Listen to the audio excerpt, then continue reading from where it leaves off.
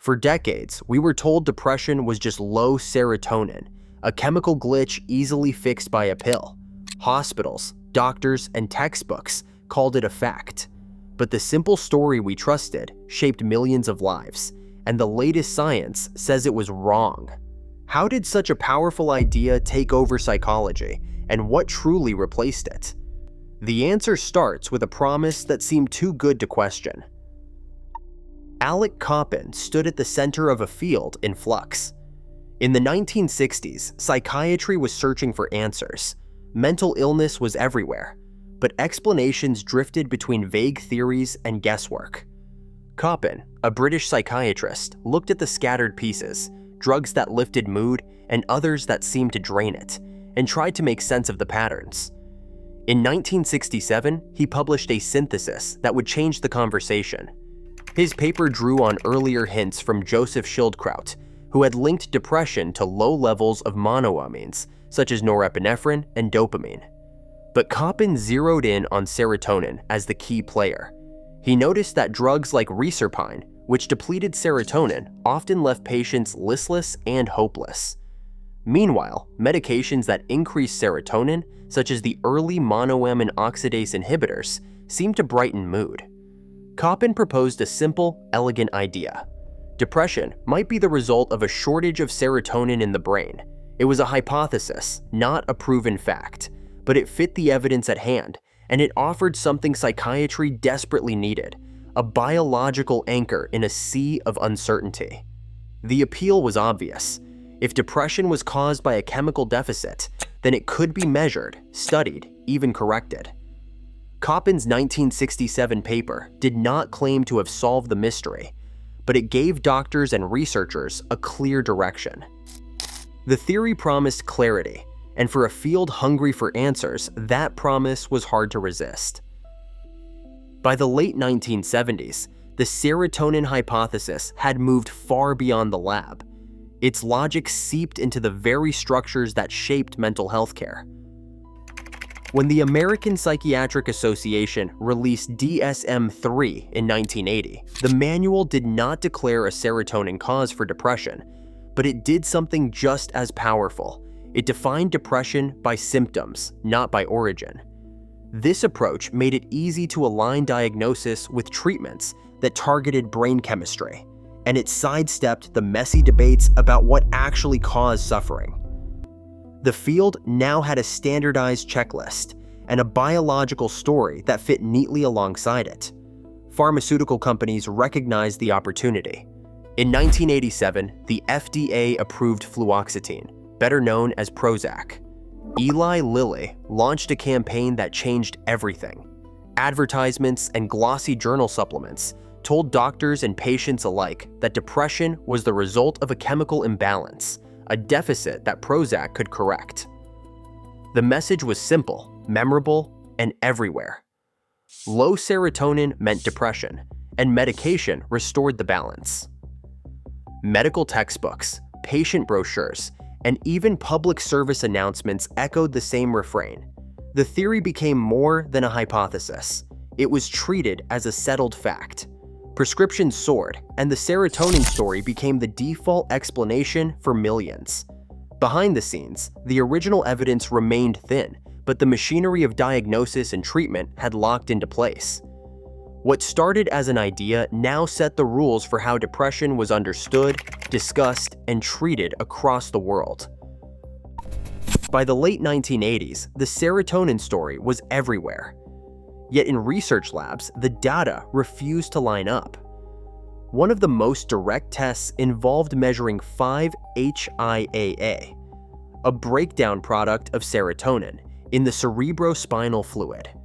If depression was caused by low serotonin, patients should show consistently lower 5-HIAA. But study after study found results all over the map. Some depressed patients had low levels, others had normal or even high readings. The overlap between groups was striking. There was no clear biochemical signature that set depression apart. Blood tests offered no more clarity. Researchers measured serotonin in platelets, expecting to find a deficit in those diagnosed with depression. Instead, the numbers overlapped so much that the tests could not distinguish patients from healthy controls. The supposed chemical marker blurred into statistical noise. Genetic studies brought another wave of hope, then disappointment. The serotonin transporter gene, SERT, was once thought to hold the key. Early reports hinted that certain variants might raise the risk for depression, especially after stressful life events. But as larger studies rolled in, the association faded. Meta-analyses covering tens of thousands of participants found no link between SERT variants and depression. The search for a simple genetic explanation stalled. Researchers tried to patch the gaps, testing new biomarkers and refining their methods. But the inconsistencies piled up. No matter how the data were sliced, the theory could not deliver a reliable fingerprint of depression. The cracks in the chemical imbalance story were no longer subtle. They were right in the numbers. A turning point arrived in 2022. Researchers at University College London set out to settle the debate once and for all. They gathered 17 meta-analyses, each pooling results from dozens of studies, covering every major line of evidence: serotonin levels in blood, spinal fluid, and brain tissue, the effects of lowering serotonin with tryptophan depletion, genetic studies of the serotonin transporter, and receptor imaging. The numbers were massive: tens of thousands of participants and decades of research. If the chemical imbalance theory held any weight, it would show up here. The results were unambiguous. No consistent difference in serotonin levels emerged between people diagnosed with depression and healthy controls. Blood tests, spinal fluid assays, brain scans, none revealed the clear deficit the theory predicted. Even when serotonin was deliberately lowered in volunteers, it failed to reliably trigger depression. Genetic studies, once thought to hold the key, found no link between serotonin transporter variants and risk for depression, even in the face of life stress. The pattern was the same across every method: inconsistent, contradictory, or simply null. This umbrella review did more than highlight scattered failures. It drew a line under the entire hypothesis. The evidence, when viewed together, did not support the idea that depression is caused by low serotonin or any simple chemical imbalance.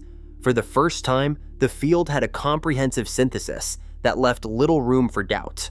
The story that had dominated textbooks, clinics, and public understanding for decades had no foundation in the data.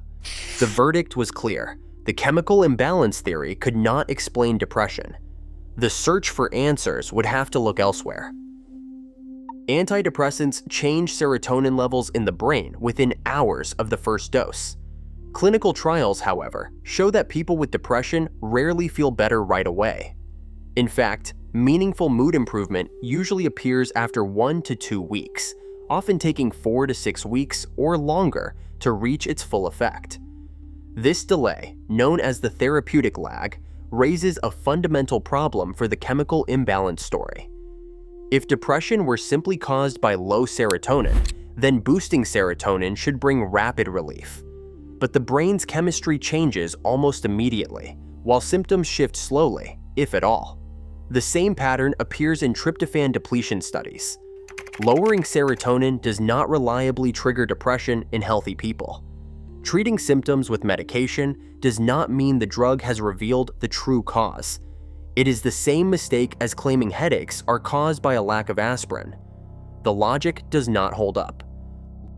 Long-term studies tracking thousands of people have revealed a different pattern.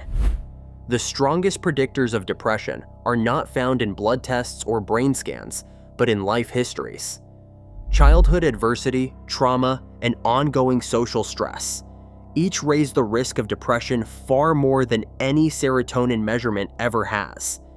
In these large cohorts, the more stressful life events a person experiences, the higher their chance of developing depression, regardless of their biology. Meanwhile, decades of searching for a consistent serotonin deficit have come up empty.